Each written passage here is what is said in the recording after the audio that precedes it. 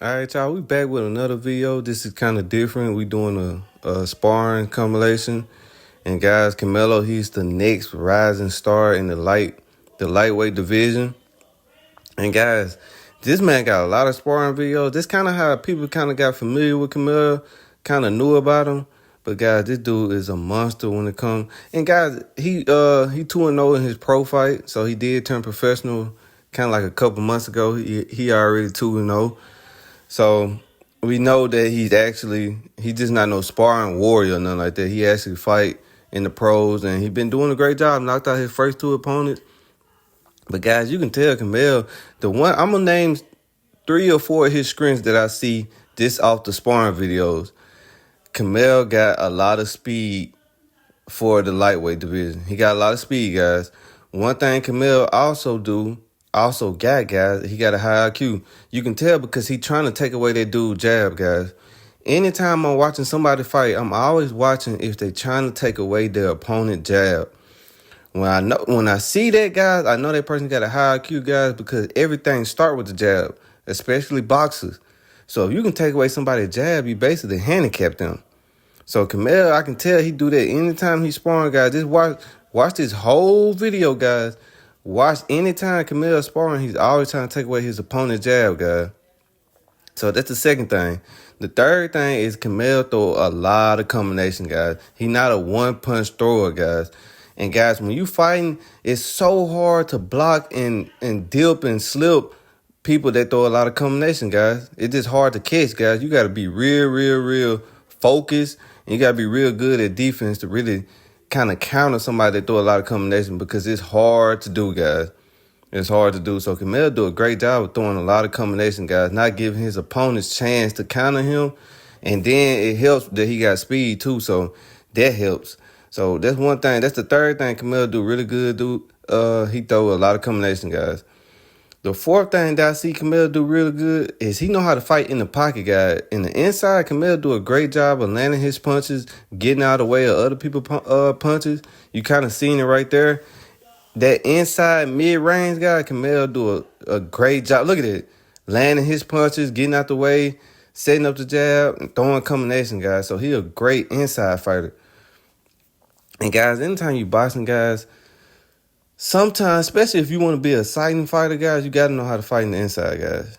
You got to. Because a lot of people nowadays don't like the whole kind of circling around the whole fight, running kind of. I'm not going to say running, but just using your footwork like that. A lot of people, you're not going to get a lot of fans doing it, guys. So you got to be a great inside fighter and really get guys out of there, be exciting. So Curmel, that's not gonna be a problem with him. He love fighting in the inside. He know how to fight in the inside. That's probably why he like doing it. Now, some of the weakness I see of Curmel, and it's not really a weakness, it's just he fight forward a lot, guys. If you look at all these sparring videos, guys, he's going forward. He pressing. I would like to see him fight backwards, guys, because you're not going to always be able to press somebody the whole fight, guys. You just not. And if you just so prone on just pressing somebody and cutting off the ring, you might fight somebody like kind of how Canelo when he fought Triple G, that he had to bag up a little bit, guys. And Canelo, he wasn't used to that. Canelo kind of fight like this. Canelo don't use his jab that much, but he used a lot of combination. He cut off the ring. He's a good inside fighter. Good, he mixed up his punches a lot. Now, that's another screen by Curmel that I didn't mention. He mixed up his punches a lot. You'll see him go to the body, come back up to the head.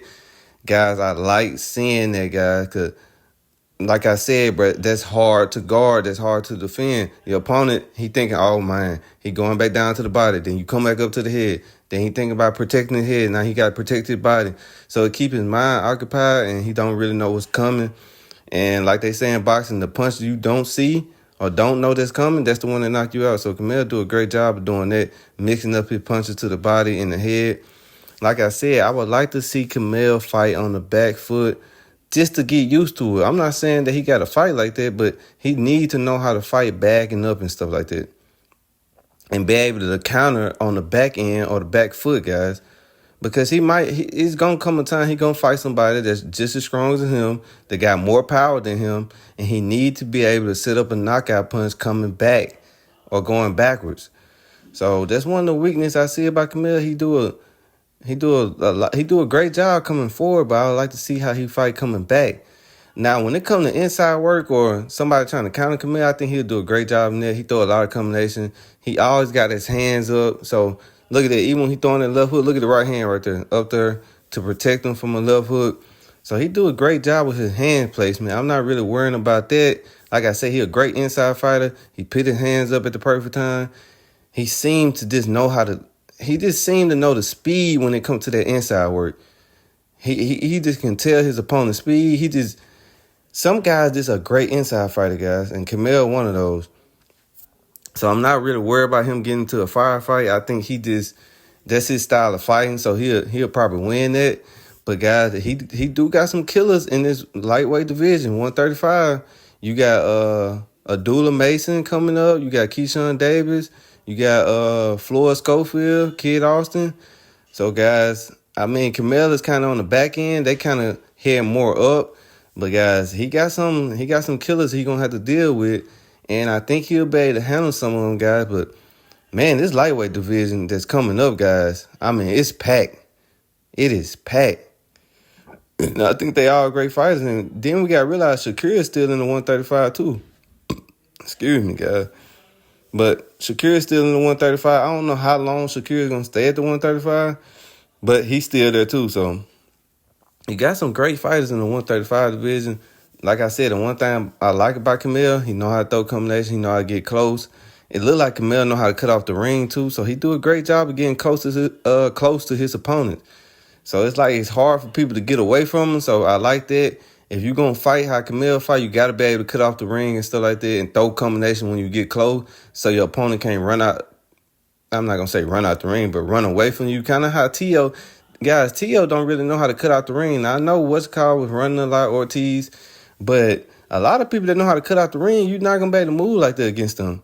You see Canelo, what he did to Jermell Charlo. Jermell Charlo was trying to run away, but Canelo know how to cut off the ring, guys. So it looked like Curmel know how to do that too. He just got like a natural instinct for it. He got good footwork, but like I said, guys, he fight Abdullah Mason, some of those guys, he not just going to be able to come forward. They might, and Curmel is a shorter fighter, guys. He only like 5'5".